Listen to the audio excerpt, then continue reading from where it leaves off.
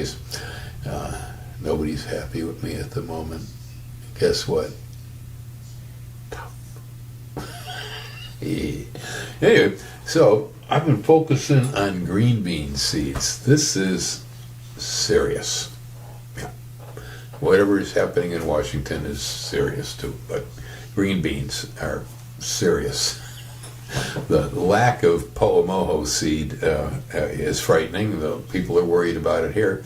That's a green bean that the University of Hawaii has bred. Works well in Puna. It's a good choice for us. A lot of the green beans just don't work well here. Well, it turns out I had 2 bottles of it in storage. I planted 48 seeds today, and so I will have 48 plants. Now I have a lot more seed yet back in storage. Never put all your Po'omoho seeds in one basket. So I have a bunch of seed put back, but I really don't plan to be parting with seed. People out there who need Po'omoho and need Po'omoho seed, my answer to you is come get plants from me and plant them and raise your seed from the plants. I think this is going to be a better solution to encourage everybody to raise their own seed. I think tomorrow I will actually be starting with the university's corn seed that I have here too, and beginning to plant that out. And I'll be putting seed crops into the garden intentionally for both the corn and the beans here. Yep. So that's been going on, and yes, I will have Po'omoho plants, but it will be limited. I'm not going to let everybody have everything they wanted.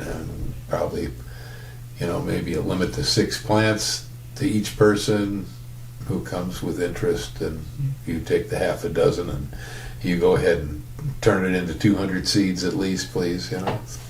So, then I had visitors. This gentleman with his mom who has property here, but way down the mountain. And I up and forgot. And the gentleman's a veterinarian, and I wanted someone to look at Gracie's ears. I'm curious about whether there's any ear mites there or not. And, 10 minutes after he was down the road, it dawned on me, I could have asked him to have a look. Yeah, he knew what he's looking for. Oh, well. Yeah, so that was fun. We had a good time. They visited for a while, and we shared some stories, and then we're sitting there on the front porch, and all of a sudden he looks up and goes, "Bee swarm." And I go, "Really?" I'm looking. I spotted it too, coming in over the property, over the road. Big swarm of bees. His mom was not familiar with bee swarms, and of course was, panicking. Bees, but I suspect the gentleman has an interest in beekeeping. I know he before he left, he gave me a beeswax candle in the form of a gnome. Yeah, so he does a bee thing. Honey here Hawaiian honey is the most expensive on earth. We had a long conversation about bees. I know I have raised bees. Yes, I've been a beekeeper in the past.